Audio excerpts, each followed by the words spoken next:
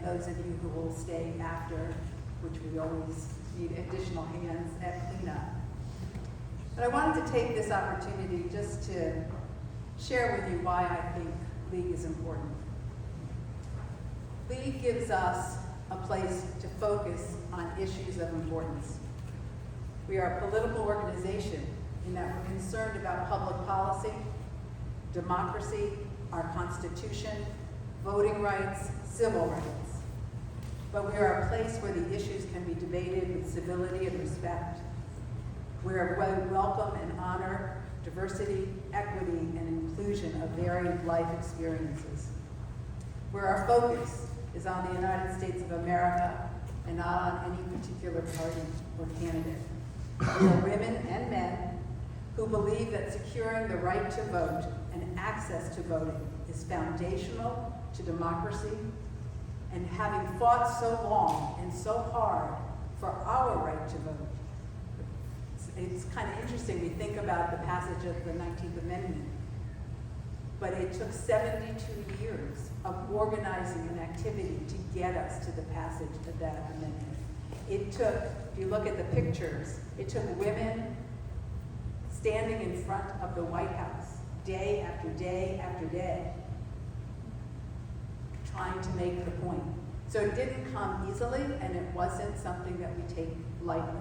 But as soon as the 19th Amendment was ratified, it became clear that to be effective voters needed knowledge, and they needed to know what the issues were.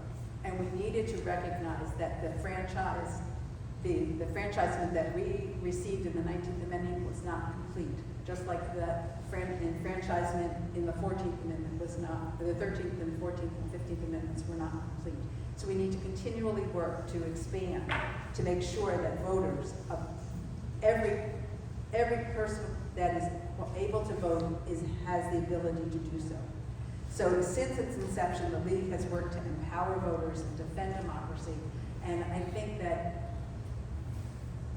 there's always a bit of tug and pull and push, but I think that the League has always been there to make that push for greater enfranchisement and greater participation in our democracy, and I look forward to working with our Seminole League to do that.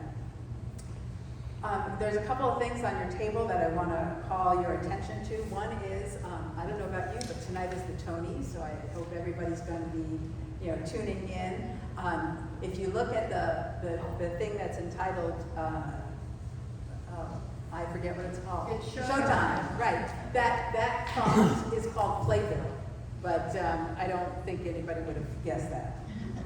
But there are lots and lots of volunteer opportunities, and I kind of made a list of things that were off the top of my head. One of the things that isn't on there is we're in search of some storage shelves for that storage unit. So if you have some shelving, maybe in your garage that you're not using anymore and it's still in decent shape, we have a 5x10 unit.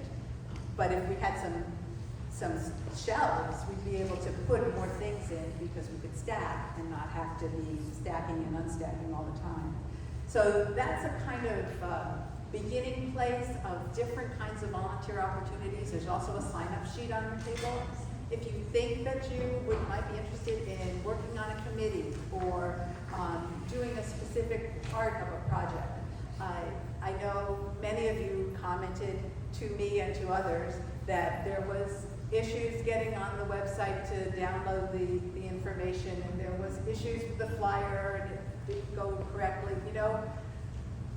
I think that we stand instead with the United States. We're constantly working to form a more perfect union because we're not there yet, and it's kind of clear.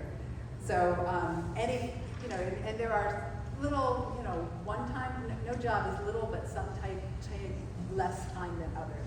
But there are smaller tasks and bigger tasks and something for everybody. The other thing that's on your table is the League, both our League and the State League are 100% behind the petition effort for putting abortion rights on the ballot in 2024. So there are, in the back, or by the front door there are packets of 10 petitions. If you'd like to take a packet, there's all sorts of instructions as well as the website that you can go to. If you want to sign one today and leave it with us, feel free. But if you can take some and get your friends and neighbors and family to sign, that would be wonderful. We need to get 900,000 by December, and that's a big number. It's a really big number. So everybody's working very hard to do that. The State League is partnering with Floridians Protecting Freedom. The other thing I wanted to call your attention to is there's another thing on your table called Summer Somethings, because everybody always says we ought to do something over the summer, but we don't ever kind of talk about that. And so I kind of thought that sometimes it's hard for people to come out for lunch or to come out in the evening. So I will make myself available 3 times over the course of the summer in 3 different locations, 3 different restaurants. I'm going to eat my way through the summer. A breakfast time, a lunch time, and a happy hour. So the information is on the table. The first one will be breakfast at the Patio Grill on Thursday, June 22nd. I'll be there from 7:30 to 9, sipping coffee as slowly as I possibly can. If I don't have anybody to talk to, I have to bring my husband, I guess, and make him sit there with me. But stop by, bring a friend, please, bring a friend, and just informal. Anything you want to talk about. If you want more information about League, that's fine. If you want to just tell me more about yourself, that'd be wonderful as well.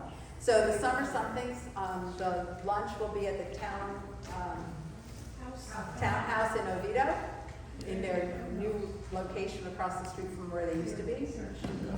And happy hour will be at Pork and Olive in Lake Mary, where we've in the past had Mondays and Merlot. So there's no RSVP, you just show up, just come, and we'll just get together. Yes? How about just making an event on the Facebook page, that way people can just go ahead and respond? Yes, I will get there to do that. I didn't want to start doing that stuff till after today. I was trying to be nice. So now, as Sharon pointed out, is your opportunity to give directions to the board. If there is something in particular that you'd like us to look into, if there's something in particular you think we should study, if you think that there's something in particular that you want to make sure that we spend some time to address, this is the opportunity. So you can share, and you can come up and take the mic, and then if you could leave it in writing with the secretary would be better. Okay, so this is nothing new.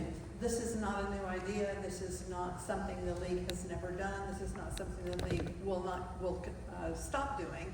However, over the summer, I know a lot of us received cards in the mail saying, your membership with your county league may not be your automatic renewal for your county league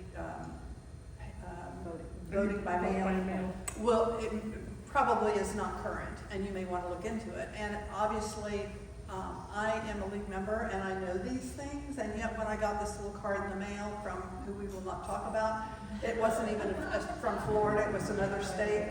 I immediately checked, and sure enough, I knew I was going to have to do this eventually, but it reminded me to do it, and so my husband and I now are current. And I feel like as a league, we certainly need to do some type of, not just cards in the mail. I feel like we should put some money behind something on newsprint, television, whatever, with our names saying, as a league, we would like to be sure people know that their automatic vote by mail has been suspended until they renew it. Because otherwise, a lot of people like me, I'm on the inside, I know these things and I'm still not paying attention. People that don't know these things certainly have no clue. Don't you, every time you get something from the league or go to the league website or something, your membership's about we're not gonna ask them to go to the league website. We're going to ask them, we're going to remind them and send them the notice saying, go to the superintendent. So that's my suggestion, is that we do something official, not just our normal.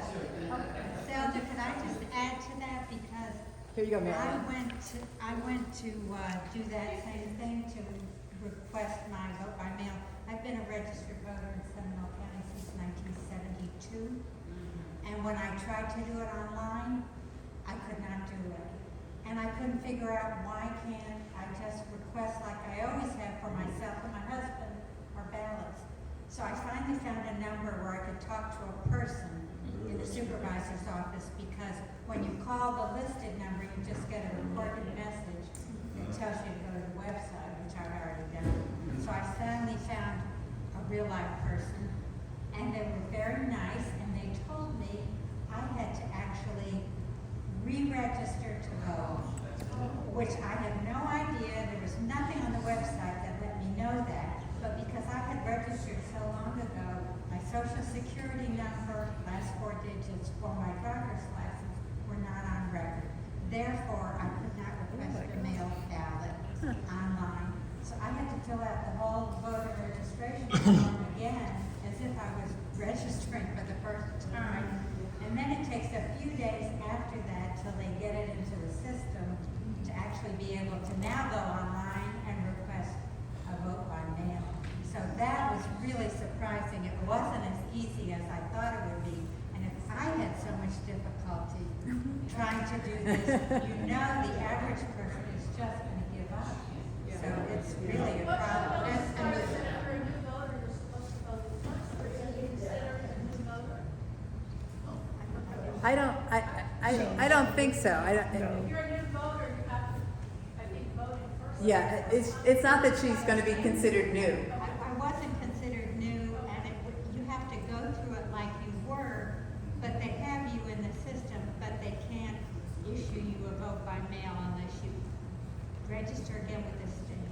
And I just want to comment on what Deb said, that is potentially the law beginning July 1. It was passed and signed and all that kind of stuff, but it is, of course, in litigation. So, we'll see. The sooner we start this ball rolling, because it's